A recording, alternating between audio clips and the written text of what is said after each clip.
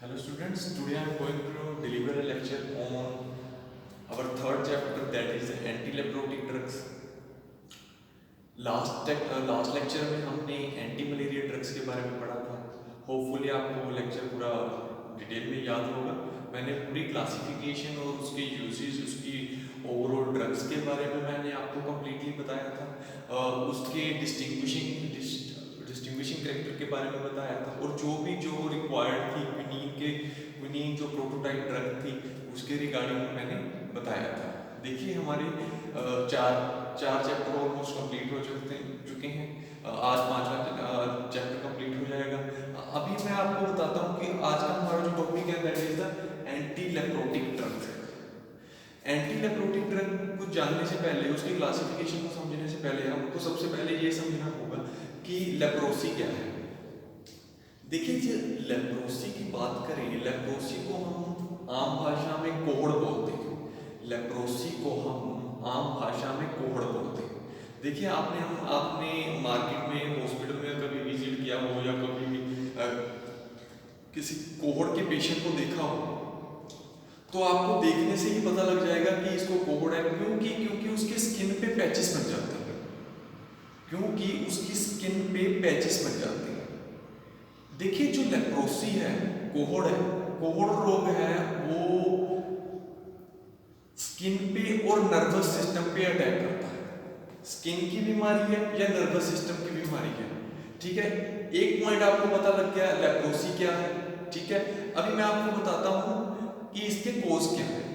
देखिए जो लेप्रोसी है उसका जो मेन कोज है that the microorganism Mycobacterium leprae which is responsible for the causes of leprosy। Second point पता लग गया आपको, लेप्रोसी का सिम्टम्स के बारे में पता लग गया आपको, लेप्रोसी का कोजेस के बारे में पता लग गया आपको कि लेप्रोसी किस वजह से होता है। अभी मैं आपको बताता हूँ। देखिए लेप्रोसी ऐसा है कि मतलब जैसे अभी कोई भी डायबिटिक लगा लो, जैसे मतलब इंस्टेंट बीमारी है, जैसे कोरोना लगा लो, कोरोना के एग्जाम्पल लगा लेते हैं। कोरोना क्या है, पेंडेमिक है, बहुत ही ज़्यादा, बहुत जल्दी मतलब एक पर्सन से दूसरे पर्सन पे फैलता है। बट लेप्रोसी के केस में क्या है, ये स्लो एंडेमिक डिजीज है। ये जल्दी एक बॉडी में ग्रो नहीं करता। देखिए ये इसको डेवलप होने में टाइम लगता है। ठीक है, अगर किसी पर्सन को लेप्रोसी की प्रॉब्लम है, शुरुआती तौर पे उसमें कोई भी सिम्टम्स नहीं आते हैं या माइल्ड सिम्टम्स आते हैं। माइल्ड सिम्टम्स के साथ साथ जैसे जैसे टाइम गुजरता जाता है, मतलब हमारी बीमारी है जो लेप्रोसी है वो क्रोनिक होती चली जाती है। ठीक है, तो अभी हमने लेप्रोसी के बारे में पढ़ा। हमने पढ़ा कि it is a slow endemic disease, ये धीरे धीरे डेवलप करती है। दूसरे नंबर पे हमने लेप्रोसी की डेफिनेशन के बारे में पढ़ा। तीसरे नंबर पे हमने पढ़ा कि इसका पॉजिटिव एजेंट है that is a mycobacterium leprae. 3 point के बारे में पढ़ लिया हमने। हमको पता चल गया कि लेप्रोसी होती क्या है।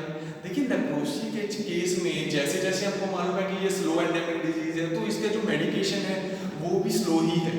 ठीक है, जो इसकी मतलब मैकेनिज्म जो यूज होता है, जो बॉडी में जो भी आप ड्रग ले रहे हैं बाहर से, उसका जो एक्शन है, जो मोड ऑफ एक्शन, जो इफेक्ट्स है, वो भी स्लो है। ठीक है, क्योंकि इसका डेवलपमेंट मतलब स्लो एंडेमिक डिजीज है ड्यू टू दिस। ठीक है, अभी हम आपको बताएंगे कि कौन सी मेडिसिन हमारे पास अवेलेबल है मार्केट में जो कि लेप्रोसी के केस में यूज की जाती है। ठीक है, अभी मैं आपको क्लासिफिकेशन के बारे में बताऊंगा। देखिए ये सबसे छोटा चैप्टर है आपके सिलेबस में। अभी आपके सिलेबस में जो एक मेडिसिन, जो इसका एक ही स्ट्रक्चर है आपके dapsone, that is a medicine which is a prototype drug of the anti leprotic drugs. Dapsone का एक स्ट्रक्चर आपके सिलेबस में है, बाकी और स्ट्रक्चर आपके सिलेबस में नहीं है। इसलिए आज हम आपको जो भी मेडिसिन पढ़ाएंगे उसके बारे में हम आपको बताएंगे कि उसकी प्रॉपर्टीज के बारे में, उसके कैरेक्टरिस्टिक्स के बारे में, उसके यूजेस के बारे में, उसके ब्रांड नेम के बारे में। ठीक है, हम आपको बताएंगे कि अब देखिए एक मेडिसिन है हम आपको ओरली ले रहे हैं। ठीक है, दूसरी मेडिसिन है हम आपको इंट्रावीनस ले रहे हैं, इंट्रामस्कुलर ले रहे हैं। तो क्या है कि यहाँ साल्ट चेंज होने से उनके मोड ऑफ एक्शन भी चेंज हो जाते हैं, इफेक्टिविटी भी अक्सर असर पड़ता है। तो ये सब चीजें हैं जो कि रिस्पॉन्सिबल हैं एक मेडिसिन जो कि मतलब उसका इफेक्ट शो करने के। ठीक है, अभी मैं आपको क्लासिफिकेशंस के बारे में बताता हूँ। देखिए हम एंटी लेप्रोटिक ड्रग में हमारे पास क्लासिफिकेशन में सबसे पहले आते हैं सल्फोन्स। सबसे पहले आते हैं सल्फोन्स। सल्फोन्स की जो मेन प्रोटोटाइप ड्रग है that is the dapsone. Dapsone is the prototype drug of the sulfones और एंटी लेप्रोटिक ड्रग। ठीक है, एंटी लेप्रोटिक ड्रग की सबसे महत्वपूर्ण ड्रग डेप्सन है। ये एग्जामिनेशन पॉइंट ऑफ व्यू से बहुत ही ज्यादा इंपॉर्टेंट है, इसके पूछे जाने के बहुत 90% चांसेस है। ठीक है, बहुत इंपॉर्टेंट है डेप्सन। तो second one is the solapsone, solapsone and the third one is the thiazosulfone. Third one is the thiazosulfone. अभी आपको मैंने क्लासिफिकेशन के बारे में बताया, मैं रिपीट कर रहा हूं क्योंकि ये बहुत ही ज्यादा इंपॉर्टेंट है। सल्फोन्स that is the dapsone and the second one is the solapsone, third one is the thiazosulfone। देखिए आपको इस चैप्टर में अगर आपको मतलब सिर्फ पेपर के पॉइंट ऑफ व्यू से ही देखना है तो मैं इतना बोलूंगा कि अगर आपको याद करके जाना है तो सिर्फ ये डेप्सन का स्ट्रक्चर याद करके चले जाइए, या एक मेडिसिन में आप आपके मतलब दिमाग ध्यान में देना चाहते हैं कि हाँ लेप्रोसी के केस में हम कोविड के केस में कौन सी दवा यूज करते हैं, दैट इज द डेप्सन। ठीक है, सिंपल आंसर है इसका आंसर, और दूसरा कोई नहीं, बस सिर्फ ओनली डेप्सन। ठीक है, अभी मैं आपको बताऊंगा डेप्सन, सोलैप्सन, थाइजोसल्फोन। बट इसके सल्फोन्स के अतिरिक्त हम और भी मेडिसिन है जो हम यूज करते हैं, that is the also known as the non sulfones. ठीक है, नॉन सल्फोन्स में क्या है, एक तो क्लोफाजिमीन है। Clofazimine that is very effective drugs in case of the anti leprotic drugs in case of the leprosy. But इसमें क्या है कि इसकी इफेक्टिवनेस और इसकी इफेक्टिवनेस में काफी डिफरेंस है, इसके रूट में मोड ऑफ एक्शन में और इसके मोड ऑफ एक्शन में काफी डिफरेंस है। ठीक है, अभी क्लोफाजिमीन है थायोब्यूटोसिन, सेकंड मेडिसिन है जो कि नॉन सल्फोन्स की कैटेगरी में आता है। अभी मैंने आपको बताया कि डेप्सन्स का dapsones which is the prototype drug of the leprosy. ठीक है, अब उसके बाद हमने आपको बताया कि नॉन सल्फोन्स में क्लोफाजिमीन है, थायोब्यूटोसिन है। ठीक है, अभी उसके बाद में क्या है कि हमारी क्लासिफिकेशन और यही मतलब इस यहाँ तक सीमित नहीं है, अभी हमारे पास फिनाजिन डाइज है। ठीक है, देखिए फिनाजिन डाइज की जो क्लोफाजिमीन का हमने पढ़ा है, अगर हम उसका स्ट्रक्चर एनालिसिस करें तो हमको पता लगेगा कि phenazine that is present in the structure of the clofazimine. ठीक है, तो फिनाजिन डाइज के केस में क्लोफाजिमीन है। ठीक है, अब उसके बाद हम आपको डेप्सन के स्ट्रक्चर के बारे में बताएंगे। देखिए ये है डेप्सन का स्ट्रक्चर। ठीक है, ये डेप्सन का स्ट्रक्चर है। ठीक है, इसमें क्या है, दोनों साइड पे अमाइनो ग्रुप अटैच है। ठीक है, दोनों बेंजीन अमाइनो पैरा पोजीशन पर अमाइनो अटैच्ड है। फिर सल्फर डाइऑक्साइड सल्फोन हमने बोला था, देखिए हमने बोला था सल्फोन। ठीक है, sulfone due to sulphur dioxide present in the structure of the dapsone. ठीक है, अभी सेकंड अभी दूसरी साइड पे भी अमाइनो ग्रुप एक बेंजीन भी के साथ प्रेजेंट है। ठीक है, ये बिल्कुल सिंपल स्ट्रक्चर है डेप्सन का, which is most important drug and according to examination point of view से बहुत ज्यादा इंपॉर्टेंट है। डेप्सन इसका स्ट्रक्चर आएगा ही आएगा, 90% चांसेस है आएगा। तो इसके अभी मैं यूजेस में आपको बताता हूँ। डेप्सन के यूजेस जो मैं आपको शेयर करता हूँ क्या है। देखिए ये ट्रीटमेंट लेप्रोसी की ट्रीटमेंट में सबसे इफेक्टिव ड्रग है। लेप्रोसी की ट्रीटमेंट में सबसे effective drug that is the dapsone. देखिए ये यूज एंटी लेप्रोटिक ड्रग्स के साथ साथ ये बैक्टीरियोस्टैटिक एजेंट के बारे में एजेंट का भी काम करते हैं। ठीक है, बैक्टीरियोस्टैटिक एजेंट। अब बैक्टीरियोस्टैटिक एजेंट क्या होता है, देखिए as a name indicated bacteria static मतलब रोकना, जो सब्सटेंस जो एजेंट बैक्टीरिया की रोकथाम करे that is known as the bacteriostatic agent. तो एंटी लेप्रोसी डेप्सन का यूज लेप्रोसी के ट्रीटमेंट के साथ साथ बैक्टीरियोस्टैटिक एजेंट के रूप में भी काम करता है। ठीक है, used in the treatment of bacteriostatic agent. अभी मैं आपको बताता हूँ थर्ड पॉइंट इसका क्या है।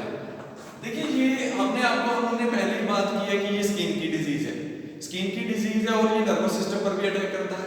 तो हम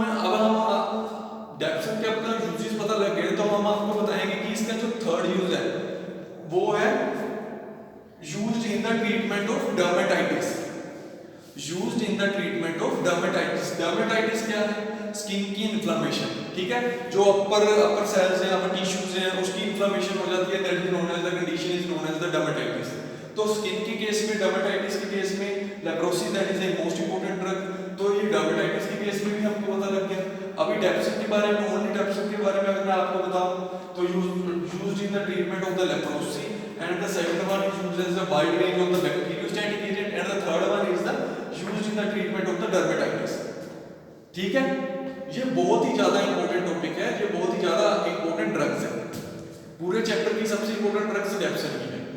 अगर कोई भी मतलब डॉक्टर के पास अगर ऐसा केस आता है, वो सबसे पहले डेप्सिन का ही प्रेस्क्राइब करेगा, उसके अलावा उसके पास उसका कोई चांसेस नहीं है। अगर कोई और रूट, देखिए दूसरी मेडिसिन में क्या है, जो दूसरी क्लासिफिकेशन है उसमें क्या है, उसका कोई रूट चेंज हो जाता है, ठीक है। कोई ओरली प्रेस्क्राइब कर रहे हैं, कोई इंट्रामस्कुलर प्रेस्क्राइब कर रहे हैं, या कोई सबक्यूटेनियस वे के हिसाब से प्रेस्क्राइब कर रहे हैं। तो अभी मैं आपको और जो ड्रग्स हैं जो इंपॉर्टेंट तो हैं बट डेप्सिन से ज़्यादा इंपॉर्टेंट नहीं है, बट उसकी चर्चा और उसके डिफरेंसेस के बारे में मैं आपको बताऊंगा। देखिए अब दूसरी मेडिसिन जो आ जाती है that is the solapsone, that is the solapsone. देखिए अभी डेप्सिन और सोलैप्सोन में क्या डिफरेंस है? डेप्सिन और सोलैप्सोन में डिफरेंस ये है कि ये यूज्ड बाय इंट्रामस्कुलर वेज।